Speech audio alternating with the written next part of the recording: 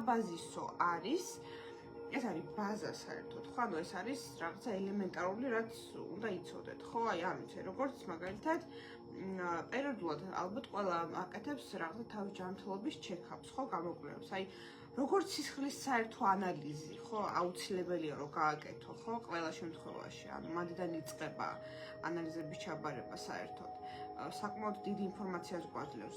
ასე არის პირადი რუკაც, ანუ პირადი რუკა უნდა იცოდეს თქვენი და ამის მიხედვით მე დაგეგმოთ თქვენ ცხოვრებას და თუნდაც ხა მე ლაივებში რომ ვლაპარაკობ ხოლმე რომ ვისაც ეს ვენერა აქვს, ვისაც ეს იუპიტერი და ასე შემდეგ, მიხვდებით რას უგულისხმობ და არ იქნება თქვენთვის რაღაცა ჩინური, ხო?